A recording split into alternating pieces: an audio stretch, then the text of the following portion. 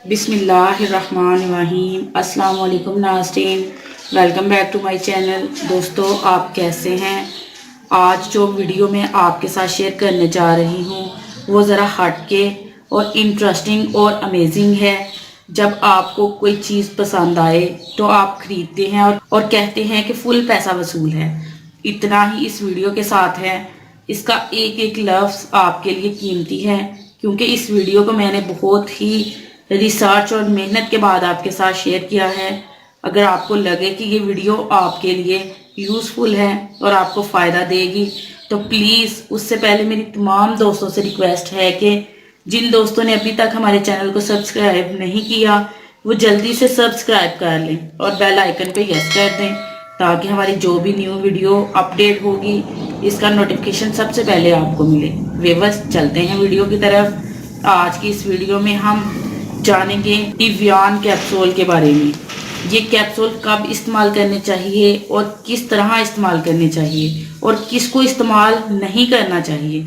इन capsule के बारे में जानने से पहले ये जानना ज़रूरी है कि विटामिन ई होता क्या है, इसका हमारी बॉडी में आखिर क्या काम होता है और इसकी ज़रूरत को किस किस तरीके से पूरा किया जा सकता है।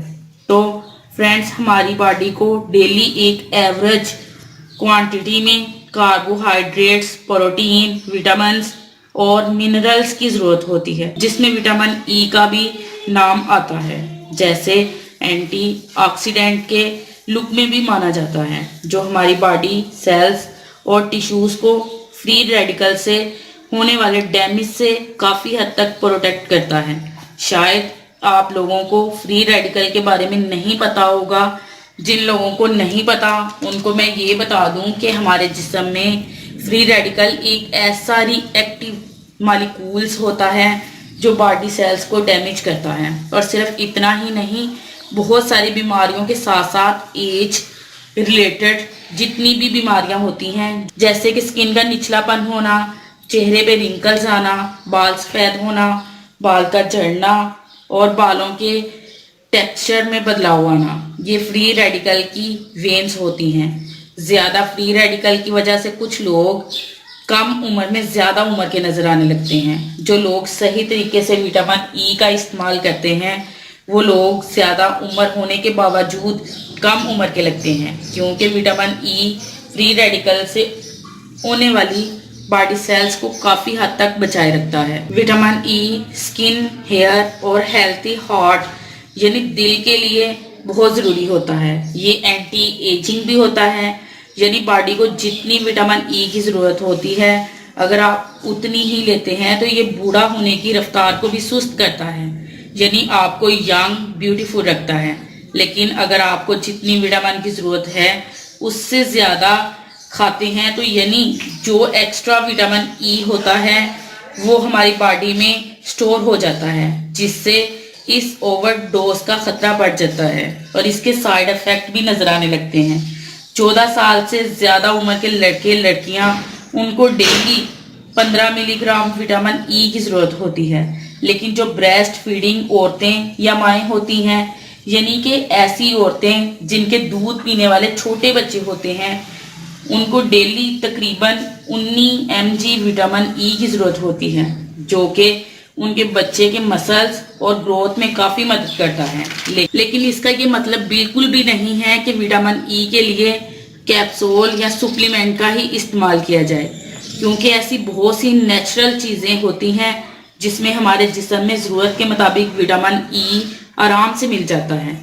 जैसे कि केला, सोयाबीन, अंडा, ड्राई फ्रूट्स, काजू, बादाम, अखरोट, यानी कि सभी किस्म की दालों में विटामिन ई पाया जाता है। अगर आपके जिस्म में विटामिन ई की कमी है तो आप इन चीज़ों का इस्तेमाल कर सकते हैं। अब बात करते हैं इवियान विटामिन ई कैप्सूल की। ये 200 ml के, 400 ml के या 600 ml के कैप्सूल होते हैं। 400 ml की एक स्ट्रेट 40 से 50 रुपए में मिल जाती है। अब बात करते हैं इवियान विटामिन ई कैप्सूल की। ये 200 ml के भी होते हैं, 400 ml के भी होते हैं, 600 ml के भी होते हैं। 400 ml की एक स्ट्रेट 40 से 50 रुपए में मिल जाती है। जो कि काफ़ी अफोर्डेबल प्राइस है। अगर इसके रंग की बात करें तो जो लाल और हरा रंग होता है वो विटामिन ई की वजह से नहीं होता, बल्कि ये एक आरजी अलग से होता है। ये एक जेलिटन होता है। ये जेलिटन जानवरों के चमड़े और हड्डियों से तैयार किया जाता है, जो कि एक प्योर वेजिटेरियन के लिए बिल्कुल भी सूटेबल नहीं है। विटामिन ई का इस्तेमाल लोग दो तरीकों से करते हैं। पहला तरीका इसको खाने के लिए इस्तेमाल करते हैं, दूसरा तरीका लगाने के लिए इस्तेमाल करते हैं। इसको आपने लगाना किस तरह है, इसमें विटामिन ई का इस्तेमाल बालों और स्किन के लिए किया जाता है। ये काफ़ी फ़ायदेमंद होता है। विटामिन ई को नारियल या ओलिव ऑयल में मिक्स करके बालों पे लगाना अच्छा होता है। ये बालों की ग्रोथ को बढ़ाता है। और विटामिन ई कैप्सूल को हनी यानी कि शहद में मिक्स करके अपने लिप्स पे लगाना भी अच्छा होता है। आप इसको अपने लिप्स पे लगा के अपने लिप्स को सॉफ्ट कर सकते हैं। ऑलिव ऑयल या कैस्टर ऑयल के साथ मिक्स करके स्किन पे भी लगाया जा सकता है। ये स्किन से ऑयल ख़त्म करता है और डार्क सर्कल को ख़त्म करता है और रिंकल्स को ख़त्म करता है। आपने विटामिन ई को अपनी स्किन पे लगाना किस तरह है, सबसे पहले आपने अपनी स्किन को धो लेना है। आपने अपनी स्किन पे इसको लगाना है।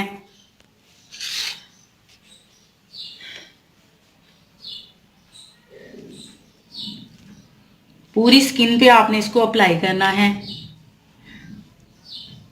जैसे फेस पैक यूज करते हैं वैसे ही आपने करना है।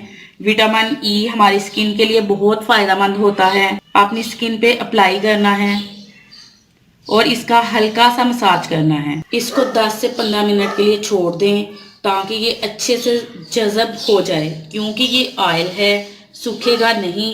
इसका मसाज करना है, फिर इसको धो लेना है। व्यूअर्स, कैसी लगी आपको मेरी आज की वीडियो? अगर पसंद आई हो तो प्लीज़ लाइक करें, शेयर करें और कमेंट्स करें। मिलते हैं इंशाल्लाह एक और ज़बरदस्त वीडियो के साथ। तब तक के लिए इजाज़त दीजिएगा।